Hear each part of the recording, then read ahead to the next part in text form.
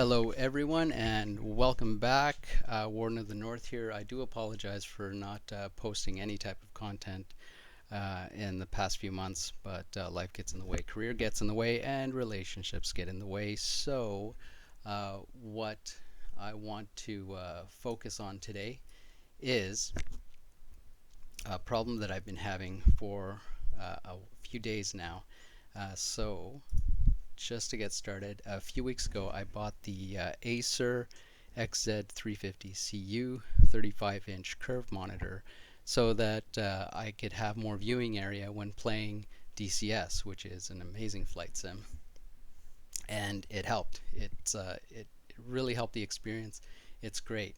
And this monitor replaced my old BenQ XL2420T. So it's a 24-inch monitor, obviously much smaller viewing area, but still a great monitor. I've had it since 2013. It still works. No pixel loss, no dead pixels, no issues with it whatsoever. It's solid as a rock. So two great monitors. But the issue that I was having was that if we go into Nvidia Control Panel, you'll see that right now the Acer monitor, which is the bigger one, is monitor 1 and the BenQ is monitor 2. Alright, now that's good, but what was happening when I first set it up, when I first set up the multiple monitor thing, was that the BenQ was monitor 1 and the Acer was monitor 2. And this for me drives me crazy because I'm a little OCD when it comes to this stuff, because oh my god, I'm plugging in the Acer. Why is the BenQ my secondary monitor? Now you see this little asterisk up here? That means that the Acer monitor is my primary display. Okay, now if you want to switch primary displays, you can do it here. You can go to, sorry, let's do this again. So right click on the desktop, left click on personalize, go to home, click on system, and then you choose whatever monitor you want and you set it. You make sure that you check this off, make this my main display.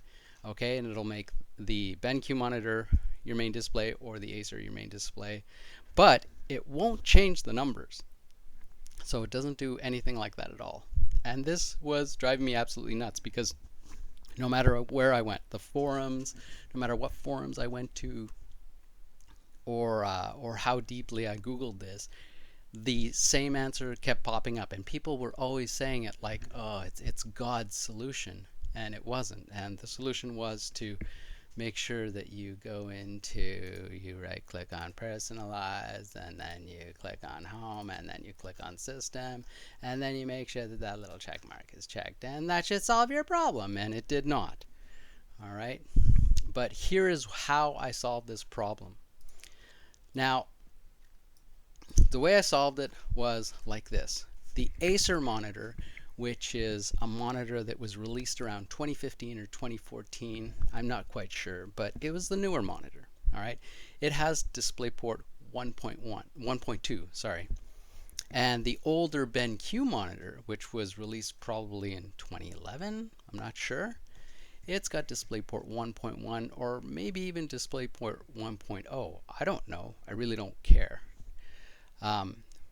But the newer monitors these days, what they have is they have you can set it to DisplayPort 1.1 or 1.2, or maybe even 1.3 on some of them if it's out. I don't know.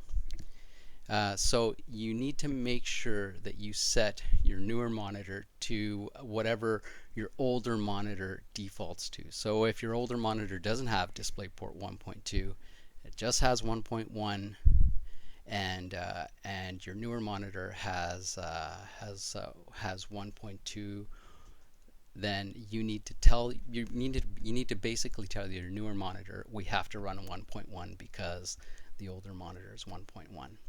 And once you set that, it should solve the problem for you. It did for me. It might not for you, but this is how I solved it after racking my brain and switching cables around and going through countless forums and making sure that everything was perfect.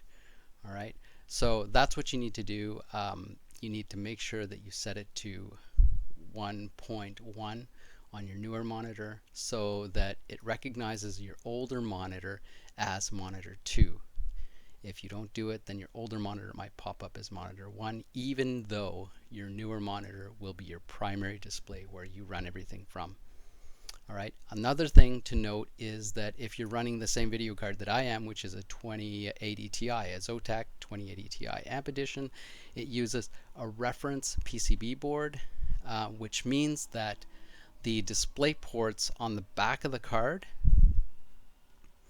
the priority for them in terms of 1, 2, and 3, because it's got 3 display ports, the number 1 display port is the one furthest away from the PCI slot.